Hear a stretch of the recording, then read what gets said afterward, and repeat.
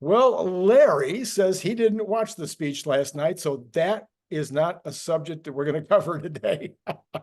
But we'll cover a whole bunch of stuff about Tesla. We'll cover a whole bunch of stuff about some speech that got given today by some Fed president, no, Fed chairman, because they have presidents and governors and chairmen. I've never seen an organization with so much hierarchical, except presidents. Yeah, they have presidents and governors.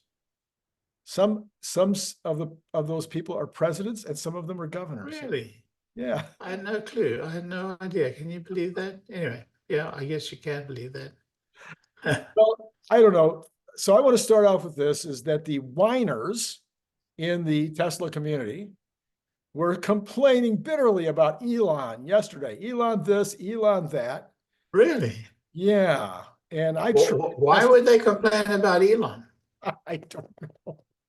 And so last night, Brad from Ferguson and I tried to kind of see if we could figure out what the heck was going on with that 10.5 point dive yesterday. And my conclusion was that probably it had to do with some worries about the economy being too strong, and that the Fed president wasn't going to lower rates, and that the bonds went up. I don't know, what was it, 7 basis points or something yesterday. So it looks like maybe that's what it was after all. What do you think, Larry? Well, the market in general was down. Yep. I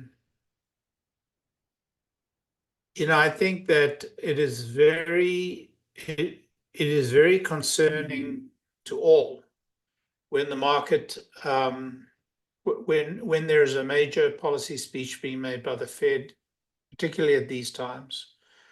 So there's a lot of positioning that takes place in terms of what they want to do ahead of the speech. And I think Tesla was just a victim of that. I don't think it was anything specific to Tesla. What was Bradford's view? I haven't seen this video yet. Yeah, I think we kind of tried to go down the list of possibilities, like the semi-truck fire, and we discounted that, and we discounted what was the assistant or the CFO, assistant CFO, or whatever her title was, leaving. That was in the news. I mean, there was all these little news pieces. Oh, I know the whole business with I guess the biggest possibility was that maybe there was a leak of the Hertz and what's their name? Waymo. No, Cruise. Cruise, yeah. Cruise, not Hertz. Yes. Cruise and Uber. And Uber, Cruise Uber, the Cruise Uber partnership, that maybe that had been leaked before the market closed, which is when they did announce it. So we discounted that because that's probably good news for Tesla. Well, let's move on, because I don't think there's anything specific. I think when the market positions itself ahead of these speeches, then so much is position, so much is taking positions related to that rather than related to the company itself. So right, who knows? But today, Tesla did very well. Got it all back, or almost, very close to all. Yeah. And this is what I said last week when the stock, was it this week that the stock went up?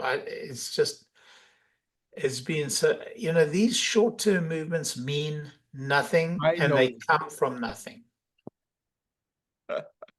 But it's off. But everybody and their third cousin is going to comment, and everybody and their third cousin wants to know. And some of those people are playing, and you've done it, I've done it. Some of those people are playing short-term, the short-term game. For a minute or for a week or sometimes every day. I mean, I did it for a year. These are dangerous times to be doing that, because the market is very, very skittish, very skittish. There's not a clear direction. And the speech yesterday, really set the tone. But until that speech was today's speech. I mean today. It's been a long day. Right. I've been literally back to back the entire day. Yeah. So it just feels like a long week. But that speech, I think, sets the tone for the coming period of time.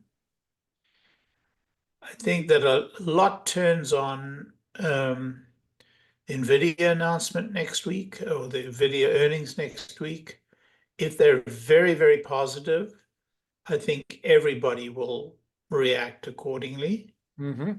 I think part of the Tesla noise is the noise relating to hardware 3 and hardware 4.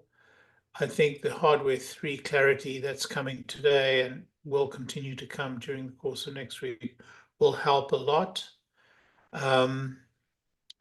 You know, short term doesn't matter, as you and I know. I think 10/10 is a very important date.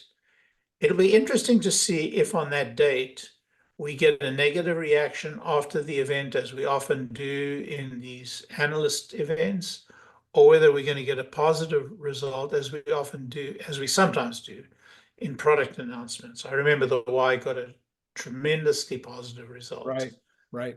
And I think a lot turns on what we see on 10/10. So I think between now and 10/10, taking a position on Tesla is going to be very, very, yeah, this is not investment advice, but honestly, it's going to be more dangerous than most Tesla positions tend to Well, be. Short-term Tesla so positions tend to. but that would assume a person is getting in now for a short-term gain. I personally believe it will go to 265 before 10/10 just on FOMO. But having said that, I'm not playing the daily. I'm not playing the short game right now. If a person is in for the long term, I think this is a great time to get in. Yeah, I agree with that 100%. And I am adding. This is a really good time to add. It was a good time. This whole year has been a good year. It's been a good year. There've been sufficient dips, and we haven't scaled the heights, so that if you've averaged over the year, you've done pretty darn well. I must say, pretty darn well. Well, AJ, So, sorry. So I think between now and 10/10 are really excellent times to average up. And AJ came out with his estimate for next year without Optimus and without Robotaxi at 488. Anyway, call it 450, just a doubling from here by this time next year. What did you think about his optimistic view? I don't think AJ is necessarily optimistic. I have a lot of respect for that gentleman. He doesn't have a lot of respect for other people, but I have a lot of respect for him. Not so much for his put downs. I mean, I understand him. I've got to know him, but I really respect his viewpoints, and I don't remember him predicting share price before. Maybe I just don't pay attention to people's predictions of share price. Yeah. But I would say that if he says that, then there has to be a very strong rationale behind it. Well, he said he thought that the profit would double by this time next year. So we would be in the, I think, I'm going to pull the number out of my hat, but I want to say $1.34, I think was his estimate for this time next year. The quarter. Per quarter, and that $1.34 would be doubling the current profit, and therefore without Optimus, without Robotaxi, but including FSD benefit. In other words, including some of that profit coming from FSD take rate, and maybe also on other continents, whatever. He was at $1. I have to say that I'm not sure a doubling of the profit would double the share price.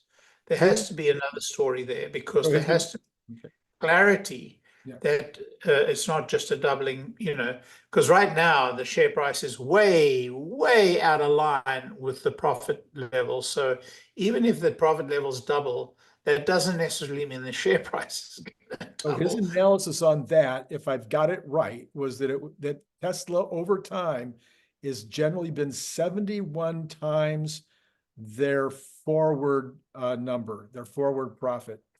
And that this was the question is, what is the forward profit? Yes, of course. And that's what he's saying. He says the forward profit at $1.34 times the 71 is what gets you there. So No, but the forward profit, you said he says he's going to earn $1.35 this time next year. this time next year, so then That's not that then the price would not be 480 this time next year. The price should be 480 now if $1.30 is going to be earned next year. That's the forward profit. yes, but he would be looking, of course, at a forward profit beyond that. Maybe I should, Yeah. maybe we need to go back and look at it, but I think you and I would agree, and he probably would too, that the profit in 2026 is going to be somewhere near the moon.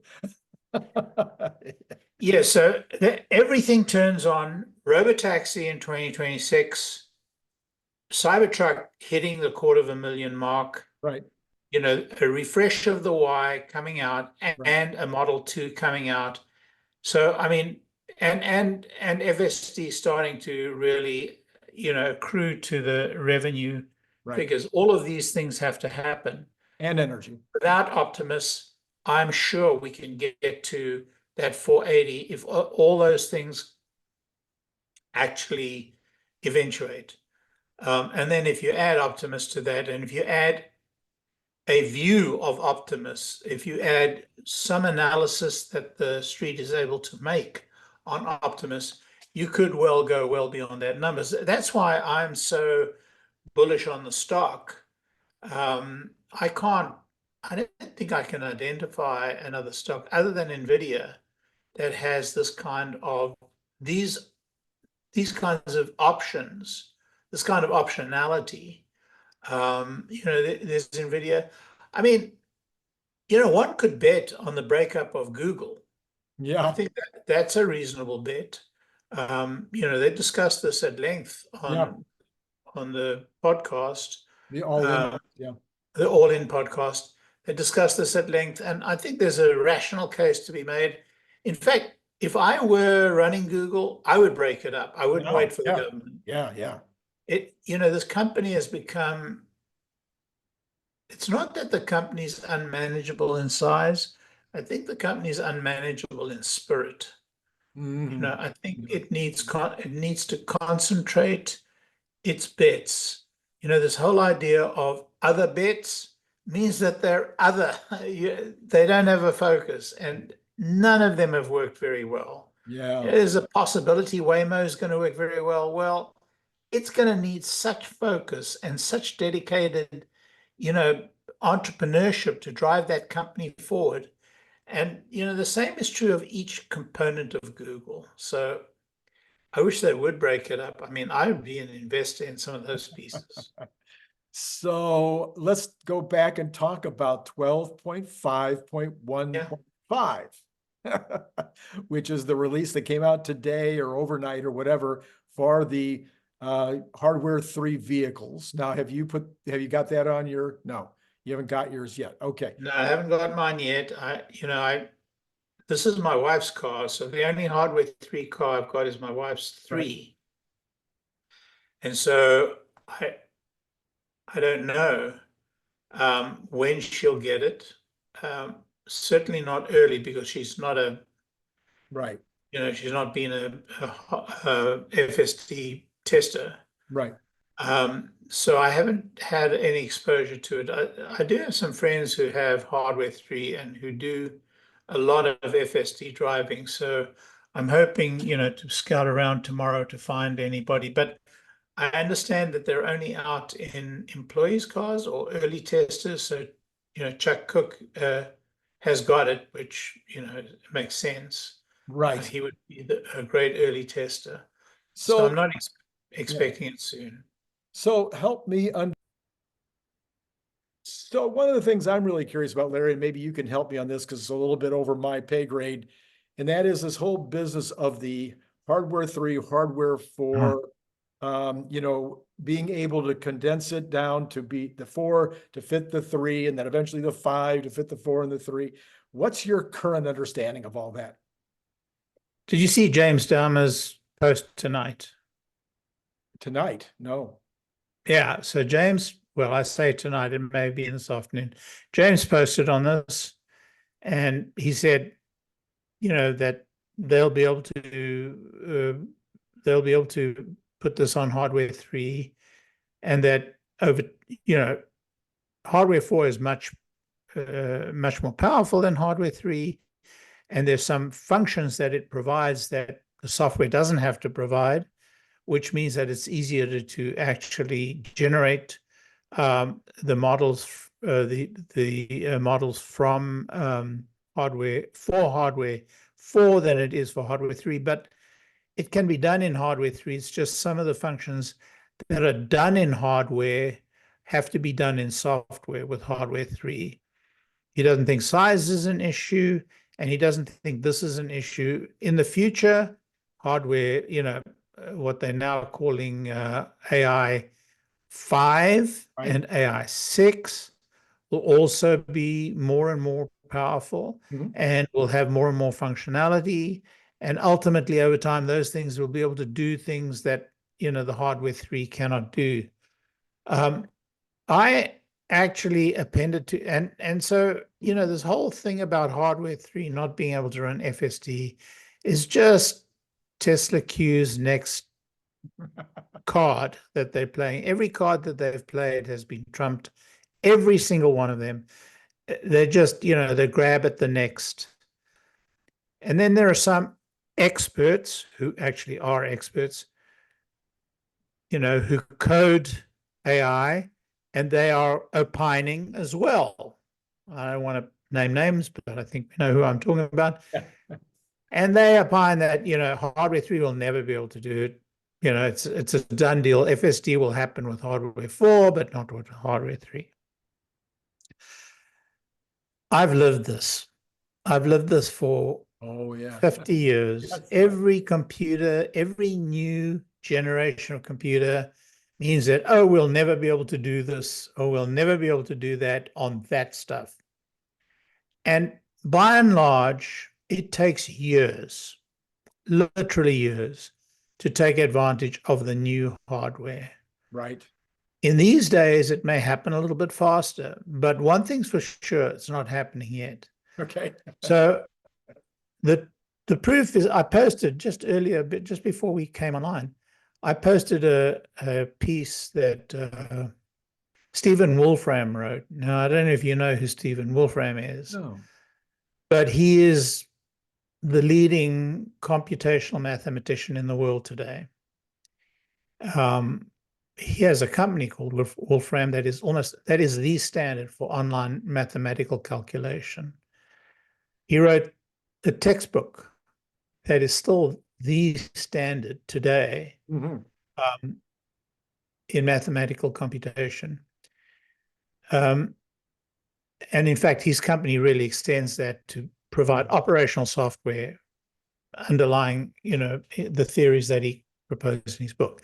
Anyway, the point is, I posted a most recent article that he wrote where he tries to examine the theory, what makes these models actually work. Because we don't understand why they... Yes, I know, yes. They work. Yes. And they're magical, and we find ways to make them better, but we don't really know why they do what they do. Yes. We know some of the math behind it. We know gradient descent. I mean, the underlying mathematical principle is gradient descent. Is how you find the optimization for each, for a group of numbers. That's really what it is. But we don't understand how these generative AIs come up with how they, what they come up with. We do know one thing: the bigger the model, apparently, the more intelligent it is. Right. What Stephen Wolfram shows in this latest paper of his, which just published yesterday, is that actually smaller models do pretty damn well, if not as good as the bigger models. Wow. And he delves into trying to understand what is really happening in these models, what is happening in these matrices, and whether there are better matrices or other matrices that act in the same way. The bottom line is, before I get to the bottom line, what he discovers is that you can actually achieve almost every bit as good, if not every bit as good, with very small models as compared to very large models.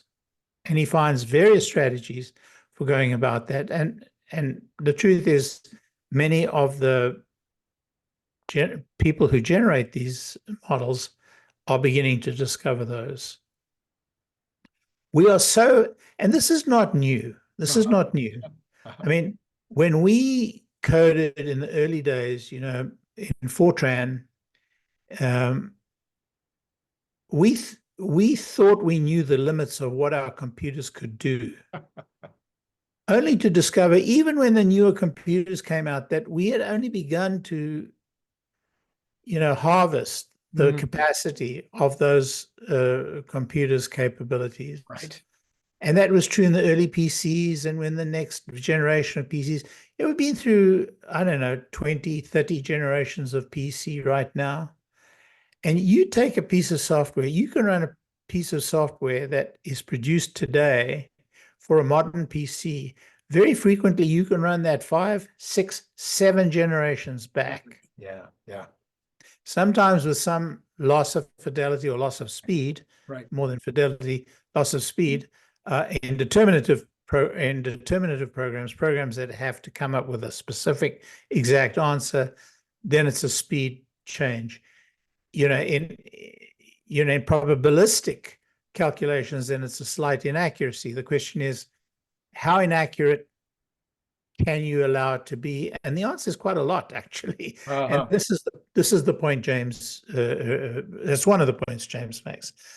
Anyway, what I'm trying to say, and you always get carried away in these things. It's okay. What I'm trying to say is we are generations away from being unable to run what is likely to be FSD, if FSD is within the reach of what we're doing right now. Now, if there's something new that we are missing, if we don't achieve it, if it needs many times more power, that's a whole different world. Right. But the indications the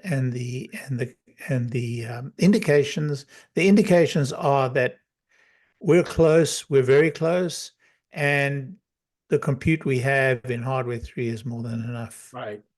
Okay.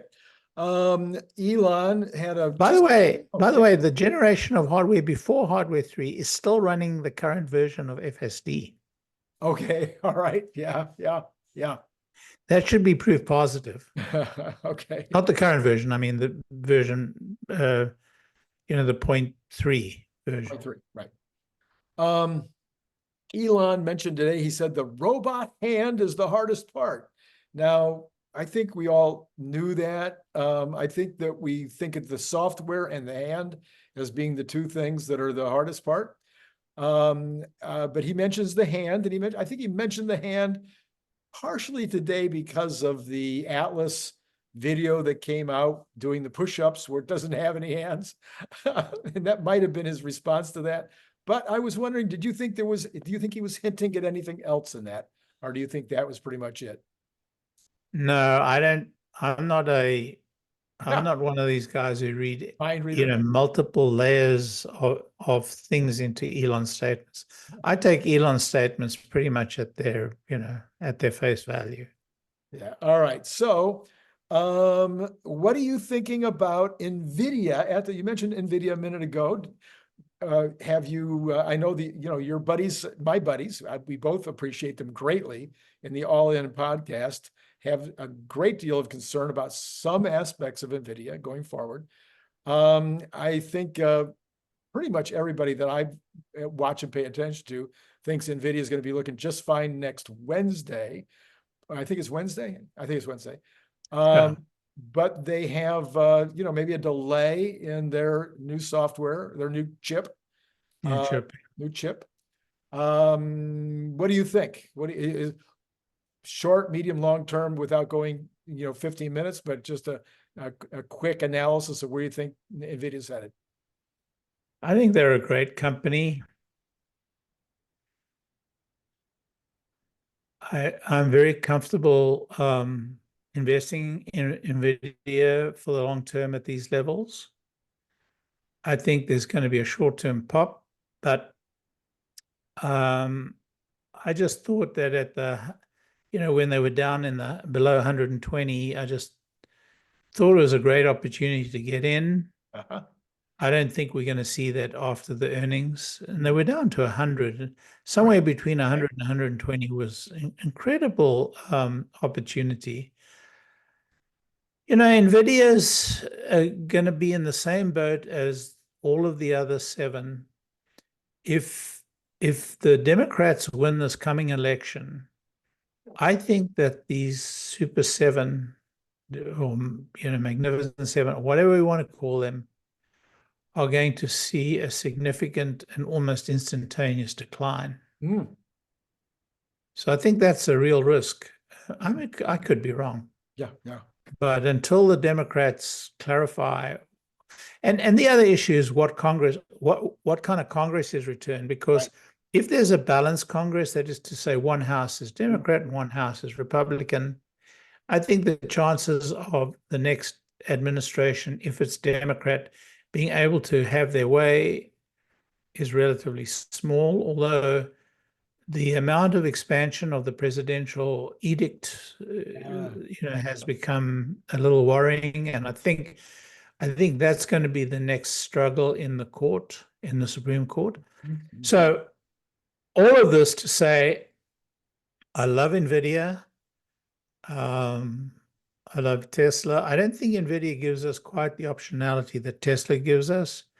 Nvidia suffers from, the age-old chip story. It's going to be up and it's going to be down. It's going to be up. It's going to be down. And they are the ultimate survivor. I mean, they have killed Intel. They've just killed Intel dead. Yeah. So I want to tell you a story about Intel. Okay, go ahead. Yeah. I was an investor in Intel many, many years ago. I mean, I'm going back to the 90s. Okay. And I think my chief of staff, her sister worked for Intel.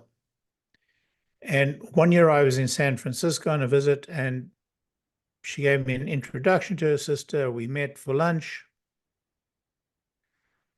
and had a very pleasant afternoon. We visited some areas of San Francisco. And one of the things she said to me is that she's going on sabbatical next year. I said, oh. She said, yeah, every 7 years, Intel people get a year sabbatical. I said, oh, tell me more, which she did. I came home and sold my Intel stock. Oh.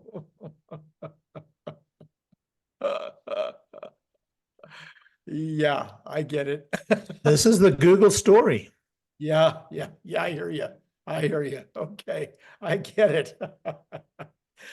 All right, let's go back to the general economy and let's talk a little bit more about the speech today from Powell. So I think 99.9% of the people on the street right now think there's going to be a 25, or actually 76%, if you go by the polling. 76% think there'll be a 25 basis point cut on the 12th. And the other 26% think there will be a 50 basis point. Where are you? Where are you? Am I? I am 25, but that's why I'm bringing up the question, is because I'm still not convinced for absolutely certain that it happens. And this is why I want to ask you. We have 3 more Thursdays. I'm sorry, 2 Thursdays. We have PCE. Maybe 3 Thursdays. I'm getting a little confused there. Yeah, 3 Thursdays. We have 3 Thursdays to go before next week, the following week. No, 2 Thursdays. We have 2 Thursdays to go. We got labor report next Friday. We got the PCE this Friday, labor report the following Friday, and then we've got the CPI on the Tuesday before the decision on Wednesday. not only that, you've got all the other kinds of thing, all the other GDP reports and everything else coming in. Yeah, so you're saying there's a risk in these numbers. The risk in these numbers. There's a potential that they would put it off till November. And you say? I think they're going to be very hard pressed to put it off until November. There'll have to be a big surprise in the inflation number. That's the only number that can really, really turn them off. Labor no longer, I don't think, none of the other numbers have got as much bearing on the case as employment and or price, inflation. If there's a shock in the inflation, it goes up by 30 basis points, that's it. They're going to have to say, whoa, what happened here? And it's going to have to be, across the board, or it's going to have to be in a fairly broad spectrum of the components of inflation. Otherwise, he got up and said as much as it's time to change the story. Yeah, no, I would say I'm probably now, finally, I'm probably 75% convinced, maybe even 80% convinced that there will be a cut. But I do think as well, that's the next subject. So yesterday I saw that the S&P services PMI data, and I started going a little deeper into that services data, and it's the services portion of our economy are 4 times that of the manufacturing side. Yeah. And the services was going up pretty nicely, even though it was a little off of the previous month. It was still up like 4. It's a numerical number. It's not a percent or anything, but it was at the 4 level. Even though the manufacturing was down again, it's only a quarter of the amount. And that caused me to wonder, well, maybe we do skirt this recession after all, but that, like you have been talking about for so long, and Kathy, and I've agreed with you, that this recession, not only is it by sector, but it's also by income. So under 100,000, you're in recession. Over 100,000, you're probably okay. Yeah. Yeah. So, which means the country's in recession, by the way, because in recession, yes, right. Because the bulk of the people no matter what the GDP says, right? But that we might actually not end up with a GDP number, a negative GDP number in this next quarter, after all. Yeah, well, we'll certainly end up with a negative GDP number. We were at a negative GDP number in Q1 if it were not for the government increase in government expenditures. Yeah. I mean, who knows? It's really hard to tell. By the way, interest rates are falling very rapidly in the property market. Yeah, last I saw, I looked at it for a couple of days. It was down to 4.5. 5.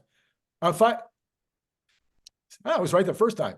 6.5 on 30-year mortgages, fixed. Yeah. Yeah. So if things continue to, who knows? I mean, this is the damnedest economy, I'll tell you. It's really hard to tell. I try to factor out government expenditures from economic activity. It's really difficult. It's very, very difficult. Well, it's amazing. If we go from economic analysis, with all the economists all having their own different opinions, then we go into political analysis. So what we saw over the last 4 days, is we saw in fact, if anything, maybe a slight Trump bump during the convention, and maybe a slight bump this morning in the betting markets, at least on Harris, a very slight bump, but with Trump still basically ahead in 4 of the 6 betting markets. And one of them is a complete outlier that everybody agrees is kind of weird. So which is the outlier? The outlier is predicted. Oh yeah, yeah. Predicted as it's like some kind of a Yeah. professors or, some kind of a academic. Yeah, I haven't followed them. I don't follow the betting market closely. I did look into it when somebody, I think, yeah, there was a mention of it and I looked at it. Yeah, poly, anyway, doesn't matter. So the point I was trying to make is, what do you make of the week we've just watched? We got Robert Kennedy making the decision today to jump over and support Trump. We've got lawyers from the previous Trump administration and other administrations jumping in and supporting Harris. And I'm like, how can anybody that has a conservative bent even think about, I mean, they can think about sitting it out, but how could they possibly support the policies and plans that we've seen so far? What do you make of all this? I'm just like, what? I mean, the policies that they've put on the table is the ultimate, woke evolution. This is peak woke. And the interesting thing is, politically, it's peak woke, but peak woke seems to have passed socially some time ago. And so I think they're a little bit out of alignment. Now, there's a lot of excitement amongst the people who are very supportive of woke because, I think they've been a little bit on the defense in certainly the last 6 months or a year. And I think this is their opportunity to come out and, shine again. And on top of that, there's been the Israeli war, which has been very divisive and very has given the woke folks a lot of excitement. Anybody who's offended by my use of the word of woke to generally describe this extreme left wing, I'm sorry if I am, but there's not a lot of intellectual honesty behind it all. I mean, we've seen it all before. The socialist principles they espouse, anyway, the point is that they're definitely excited. She got an enormous bump after Biden stepped down. She's not a real candidate. She is a Hollywood, they made a Hollywood film about a candidate, and I think it's a fairly common meme about a Hollywood candidate who's just an empty shell, and then all these people. And then you've got Veep, the video Veep, and she's an ultimate Veep. She's exactly what they portrayed. There is nothing behind her. Having said that, Trump has reverted to type and has become offensive, in some of his statements and some of his speeches. And so, I'm the classical liberal who's got no home. I'm the Kennedy Democrat, the Reagan Republican. I got no home, and so who knows? But man, it's very, very, very, what is the word? I mean, the word is distressing. So I'm sure a lot of your people are hating me saying all these things and probably doesn't fit with my crowd is 55 to 75 year old men, and men are supporting Trump 65 to 35. I can understand it. And women are supporting, and the women are 65 to 35 the other way, supporting Harris. So now we have this divide. I was really becoming convinced that the real divide was between city and suburban rural, but now the divide almost seems to be getting more and more between women and men. Yeah, I mean, I can understand that. I mean, I can well understand that. I mean, I know that my wife when you mention Trump's name, that's it. And that's true. That's true of most of the women that I know. I mean, in fact, that's putting it pretty nicely. And so, I don't know, to me, the whole election is just very, but it's very interesting because when Trump ran against Mrs. Clinton, I had the same viewpoint. Uh-huh. I was I was very comfortable under Bill Clinton, but I was very uncomfortable with the potential of her becoming a president. And, I dislike Trump at all. That was the first election that I just stood Stepped out. down. But we have the same situation today. Except she doesn't have half the chops of Hillary in terms of her actual. You're right. You're right. And so a lot turns on who runs her office, who runs the presidency. Yeah. That's a terrible thing to say. I will say one thing though. Absent the man, absent the character, absent the personality, if you look back at the 4 years under Trump, they were excellent years because government policy in general was excellent. Yes. There are a lot of things he didn't do. There are a lot of things he did do that I disagreed with. A lot of things he didn't do that I wish he did. But if you look at the results of the 4 years and some of the achievements of the 4 years, they were excellent years. Right. Globally. Yes. Globally. Yes. What spoiled his record was allowing, the reactive elements during the pandemic to take control. And he did allow them to take control. And that was a blot on his presidency. But you also have, that is, what do you call it? The middle of war. What is fog of war. The fog of war. It's the fog of war. And you're going to make some mistakes in the fog of war. Right. Right. But overall, you look back and you go, that pandemic could have been a lot worse. And maybe if it had been a lot worse than it was, his actions might have looked better than they did, since it turned out not to be as bad in the long term. Yeah, well, he certainly did the right thing when it came to stopping the travel from China, against the advice of the experts. Right. But then he succumbed to the experts. Yes. 2 weeks to stop the spread. Right. And turned into almost 2 years. And that, but he certainly supported and achieved the generation of those vaccines. Unfortunately, the government policy around those vaccines was, not good. Yes. nightmare. Yeah.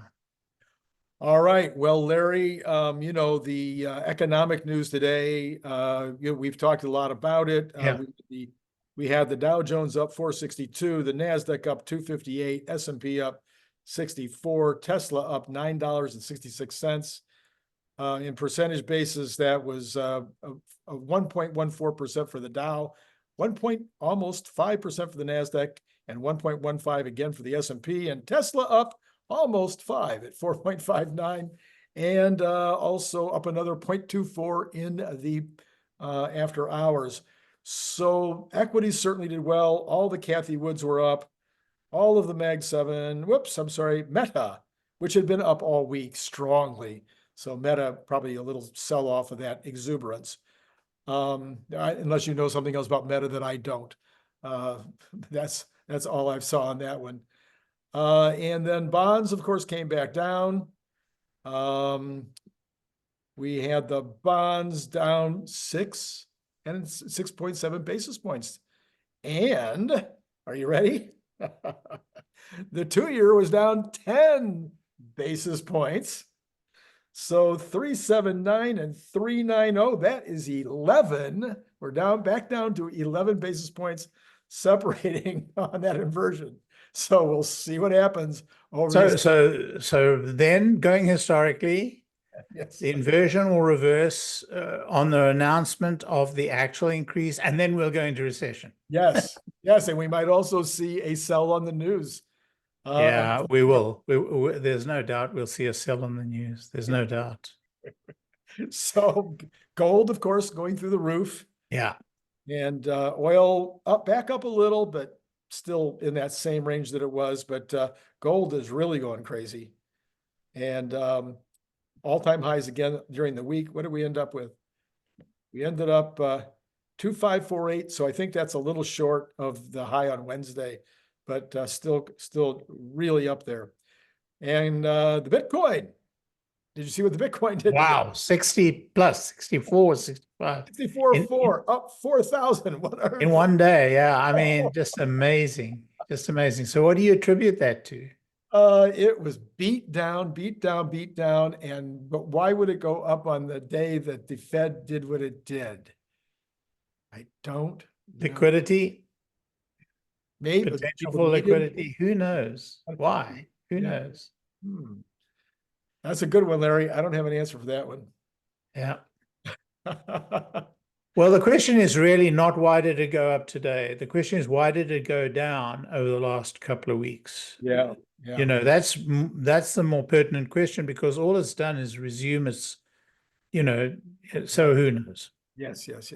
Larry, I wanted to remind people that I have a really strong feeling about something. You and I may have talked about this in the past, that what we really need Musk to do more than any single thing, if he gets into the administration, or even if he doesn't, and he's got a way to kind of just make this into a big deal and get people thinking about it. As much as I'd like to see him with his DOGE, Department of of Government, Yeah. government, what's the word? I don't know. What's wrong? I'm sorry. DOG, Department of Government, efficiency.